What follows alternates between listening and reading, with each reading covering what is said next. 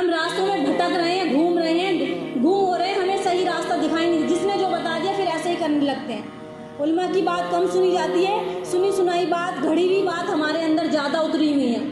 جو قرآن کی آیت ہے، جو اس کا ترجمہ بتاتی ہے، قرآن اگر چلو عربی میں سمجھ میں نہیں آتا تو ترجمے پہ غور کرو نا، اللہ کیا کہتا ہے، بالکل صاف واضح طور پر بتائی گئی ہے کیا کہ قرآن ہدایت کا نور ہے۔ ان الحاظ القرآن یہدی للتی ہی اقوم، کہ قرآن وہ ہے جو لوگوں کو سیدھے راستے کی طرف رہنمائی کرتا ہے۔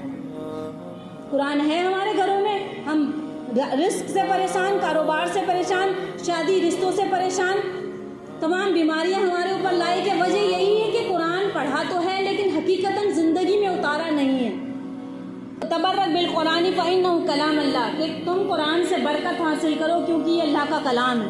صحابہ اکرام کا لگاؤ قرآن سے کیسا تھا کہ اگر قرآن مجید کے ساتھ کوئی تعلق ان کا ایسا قوی تھا، ایسا مضبوط تھا کہ ان کو اس کی برکتیں محسوس ہوتی تھی، اور برکتیں صحابہ اکرام نے حاصل کی۔ قرآن مجید کے ساتھ صحابہ اکرام کا تعلق ایسا تھا کہ اس لیے وہ اللہ کا کلام سنتے تھے تو ان کی آنکھوں سے آنسو بہنے لگتے تھے، اور قرآن مجید اس بات کی گواہی دیتا ہے۔ قرآن مجید کی ایک آیت ہے وَإِذَا سَمِعُوا مَا أُنزِلَ إِلَى الرَّسُولِ تَرَىٰ أَعْيُنَهُمْ تَفِيضُ مِنَ الدَّمْعِ مِمَّا عَرِفُوا مِنَ الْحَقِّ، کیا فرمایا کہ دیکھو وہ قرآن سنتے تھے، آنکھوں سے آنسو کی لڑیاں بہنے لگتی تھی، اس قرآن سے انہیں لذت محسوس ہوتی تھی، ان کو قرآن سے لذت محسوس ہوتی تھی۔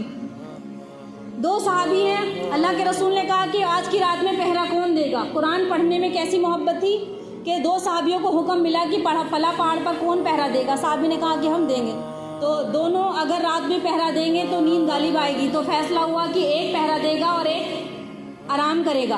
تو ایک صحابی آرام کرنے لگے، ایک صحابی نے کہا پہرا میں دوں گا، تم آرام کرو۔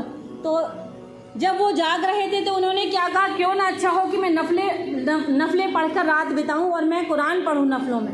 تو جب وہ قرآن پڑھنے لگے، انہوں نے نفلوں کی نیت باندھ دی صحابہ کرام نے، تو اتنے میں ہی دشمن نے دیکھا دور سے کہ کوئی دکھائی نہیں دیا تو اس نے تیر برسانے شروع کر دیے۔ قرآن کی ایسی لذت تھی، وہ سورہ کہف پڑھ رہے تھے، سورہ کہف جب پڑھنی شروع کی تو ایک تیر لگا، کچھ اثر نہیں پڑا۔ آج ایک مچھر کاٹتا ہے نا ہمیں مچھر، تو ہم اپنی رکعت کو خراب کر دیتے ہیں ایک مچھر کی وجہ سے، گرمی لگتی ہے تو ہماری رکعت خراب ہو جاتی ہے، ادھر ادھر ہاتھ گھمانے لگتے ہیں، نظریں ہماری ادھر ادھر ہو جاتی ہیں، بدن میں حرکت پیدا ہونے لگتی ہے۔ وہ صحابی کا ایمان دیکھو قرآن کا، جب قرآن پڑھ رہے ہیں تو تیر لگ رہا ہے، اور تیر جب لگا تو خون بہنے لگا جسم سے، لیکن ان کی نماز میں کوئی فرق نہیں آیا۔ ایک تیر لگا، پھر دوسرا تیر دشمن نے مارا، ایک صحابی تو سو رہے تھے، انہیں تو پتہ نہیں چلا، دوسرے پڑھ رہے تھے، نماز کی نیت تھی، وہ نیت کیسے توڑ لے؟ سورہ کہف کافی لمبی سورت ہے، تو تیر لگتے رہے لیکن ان کی نماز میں کوئی فرق نہیں آیا، اور وہ اپنی نماز کو انہوں نے جاری رکھا۔ یہ کیا تھا؟ یہ قرآن سے محبت تھی، یہ قرآن سے عشق تھا، وہ عاشق قرآن تھے۔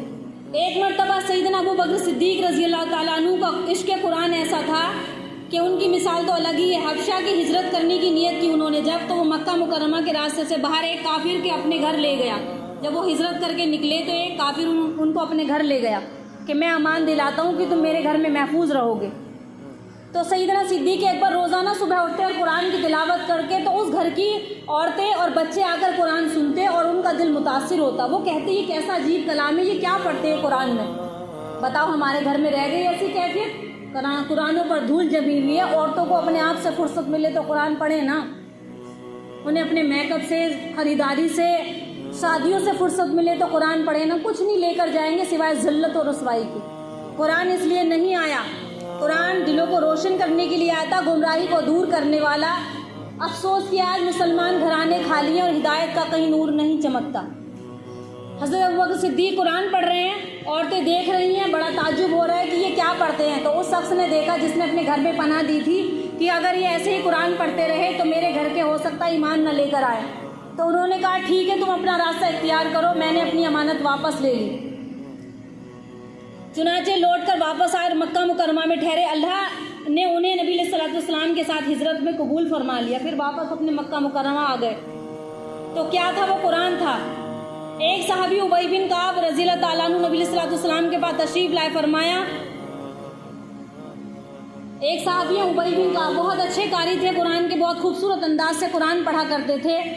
فرمایا کہ کعب قرآن سناؤ، تو وہ عرض کرنے لگے اللہ کے پیارے حبیب قرآن مجید تو آپ پر نازل ہوا، آپ زیادہ حقدار ہیں پڑھنے کے، میں آپ کے سامنے کیسے قرآن سناؤں؟ تو فرمانے لگے نہیں، اللہ کا یہی حکم ہے تم قرآن پڑھو، اللہ نے یہی حکم دیا ہے۔ تو نبی صلی اللہ علیہ وسلم نے فرمایا کہ ہاں مجھے ایسا حکم ملا ہے، یعنی کہ وہ صحابی کہنے لگے کہ اللہ نے حکم دیا ہے آپ کو کہ میں قرآن پڑھوں۔ اللہ نے ان کا نام لے کر کہا کہ ان سے کہو کہ قرآن پڑھیں، کہ اللہ کو ان کی آواز اتنی اچھی لگی، اتنی پیاری لگی کہ وہ قرآن پڑھ رہے ہیں۔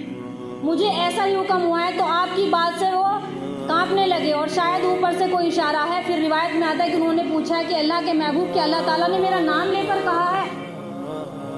تو نبی علیہ الصلوۃ والسلام نے جواب میں فرمایا کہ ہاں اللہ نے تمہارا نام لے کر کہا۔ ابی بن کعب نے